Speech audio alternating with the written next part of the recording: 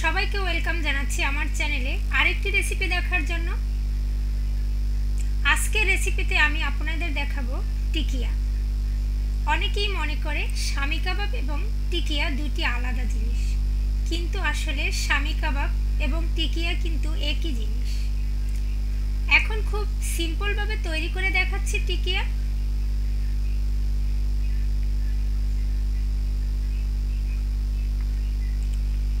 প্রথমেই একটা প্যানে গরুর মাংস দিয়ে দিলাম আধা কেজি পরিমাণ। আমি গরুর মাংস কুচি কুচি করে কেটে দিয়েছি, খুবই ছোট ছোট টুকরা করে দিয়ে দিয়েছি। এবার 1 কাপ ছোলা বুটের ডাল প্রায় 3-4 ঘন্টা ভিজিয়ে রেখে ভালো করে পরিষ্কার করে দিয়ে দিয়েছি। আমি মাপটা আরেকটু বুঝিয়ে বলি। ডালের মাপটা ভেজানোর আগে 1 কাপ ছিল, ভেজানোর পরে কিন্তু একটু ডালের পরিমাণটা বেড়ে যাবে, কারণ ডালটা ফুলে যাবে, তখন এটা আরেকটু বেশি হবে। বড় একটা রসুন দিয়ে দিলাম কোয়া ছাড়িয়ে, 2.5 ইঞ্চি পরিমাণ আদা দিয়ে দিলাম ছিলে পিস পিস করে, পেঁয়াজ কুচি দিয়ে দিলাম 1 কাপ পরিমাণে, দারুচিনি দিয়ে দিলাম ছোট ছোট টুকরা 7-8 পিস, লং দিয়ে দিলাম 4-5টা, এলাচ দিয়ে দিলাম 4-5টা, শুকনো মরিচ দিয়ে দিলাম 7-8টা, তেজপাতা দিয়ে দিলাম 3টা ছিঁড়ে দিয়ে দিলাম, লবণ দিয়ে দিলাম পরিমাণ মতো, হলুদ গুঁড়া দিয়ে দিলাম 2 টেবিল চামচ পরিমাণ। এবার চুলায় বসিয়ে দিয়ে পরিমাণ মতো পানি দিয়ে দিলাম, দিয়ে দিলাম সামান্য পরিমাণে তেল। এবার চুলার আঁচটা বাড়িয়ে দিয়ে অপেক্ষা করব বলক চলে আসা পর্যন্ত। কিছুক্ষণ পরে নেড়ে চেড়ে দিব।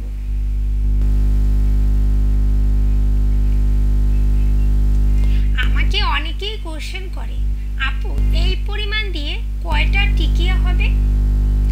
আসলে এটা ডিপেন্ড করে আপনি টিকিয়াগুলো কতটা বড় অথবা কতটা ছোট বানাতে চান সেটার উপরে। টিকিয়া যদি বড় বানাতে চান তাহলে পরিমাণে কম হবে, আর যদি ছোট বানাতে চান তাহলে পরিমাণে বেশি হবে। যাই হোক, পানিটা কিন্তু শুকিয়ে এসেছে, অনেকটাই শুকিয়ে এসেছে। এবার তুলে নেবার পালা। চুলোর আঁচটা আমি হাই করে ডাল এবং মাংস সিদ্ধ করে নিয়েছি। এবার চুলোটা বন্ধ করে একদম রুম টেম্পারেচারে আসা অবধি অপেক্ষা করব। এটা কিন্তু কোনোভাবে গরম থাকা অবস্থায় পেশা বা ব্লেন্ড করা যাবে না। এই মিশ্রণটা আমি তৈরি করেছি ব্লেন্ডারে। আপনারা চাইলে পাটায়, শিলপাটায় আপনারা বেটে নিতে পারেন। এবার আমি ডাল এবং মাংসের মিশ্রণটা ঢেলে দিচ্ছি। ডাল এবং মাংসের মিশ্রণটা ব্লেন্ড করার সময় বা মিশ্রণ করার সময় কোনো অবস্থাতেই দারুচিনিগুলো ফেলে দিব না, এগুলো সহই কিন্তু পিষে নিতে হবে অথবা মিক্স করে নিতে হবে, তাহলে কিন্তু খুব সুন্দর একটা ফ্লেভার আসবে টিকিয়ার মধ্যে। এবার সবগুলো খুব ভালো করে মিক্স করে নিয়ে আসছি আপনাদের সামনে। মিক্সটা হয়ে গেলে এর মধ্যে দিয়ে দিব 2 টেবিল চামচ পরিমাণ চিনি, দিয়ে দিব একটি ডিম ভেঙে। এখন এটাকে ভালোভাবে হাত দিয়ে মথে নিব চিনি এবং ডিমের সাথে। এটাকে এমনভাবে মুথে নিতে হবে যাতে এটা না বেশি ড্রাই হয়, আবার না বেশি তুলতুলে ভাব হয়। বেশি তুলতুলে হলেও এটা শেপ দেয়া যাবে না, টিকিয়ার শেপটা আসবে না। মিশ্রণটা কিন্তু ঠিক এরকম হবে। আপনারা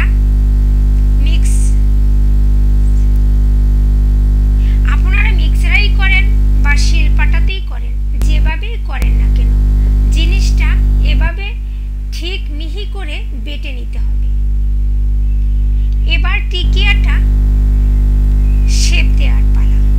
আমি অল্প একটু মিশ্রণ হাতে তুলে নিলাম। কতটা এটা ডিপেন্ড করবে আপনার উপরে, যে আপনি কতটা বড় অথবা ছোট বানাতে চান।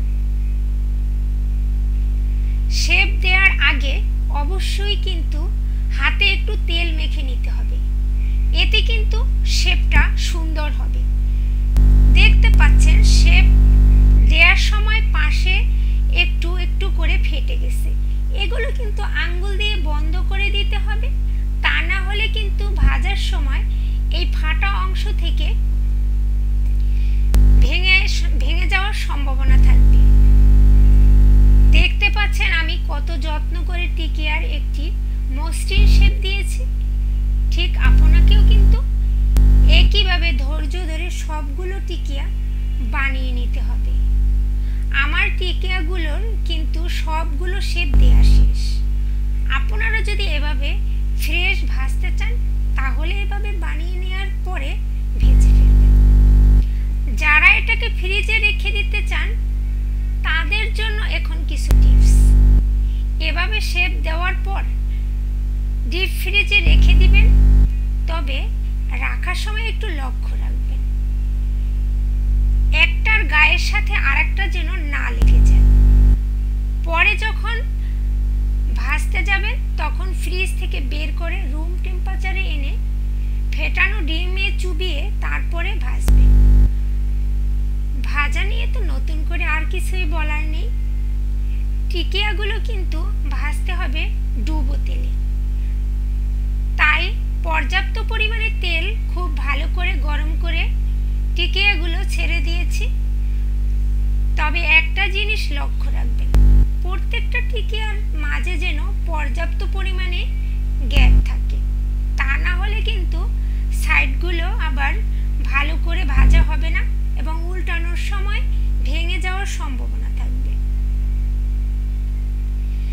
যেহেতু এই মিশ্রণটা ভেতরে ডিম আছে তাই ভাজার সময় কিন্তু একটু ফেনা হবে, এটা নিয়ে টেনশনের কিছু নেই। এই যে দেখেন আমার টিকিয়াগুলো কিন্তু পারফেক্টভাবে ভাজা হয়ে গেছে, কোথাও কিন্তু একটুকু ফাটেনি বা ভেঙেও যায়নি। এবার সার্ভ করার পালা। এই টিকিয়া কিন্তু আপনারা খিচুড়ি অথবা পোলাও অথবা ফ্রাইড রাইসের সাথেও খেতে পারেন।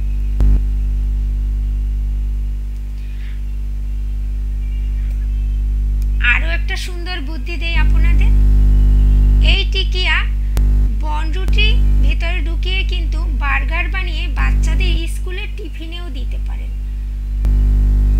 তো অবশ্যই তৈরি করবেন, কেমন হলো তা আমাকে কমেন্টস করে জানাবেন। আবারও দেখা হবে অনলাইনে নতুন কোনো রেসিপি নিয়ে আসবো আপনাদের সামনে। সেই পর্যন্ত সবাই ভালো থাকুন, সুস্থ থাকুন এবং আমার জন্য দোয়া করবেন। ভিডিওটি দেখে যদি আপনাদের ভালো লেগে থাকে তাহলে একটি লাইক দিবেন, শেয়ার করবেন। ভিডিওটি দেখার জন্য সবাইকে অসংখ্য অসংখ্য ধন্যবাদ।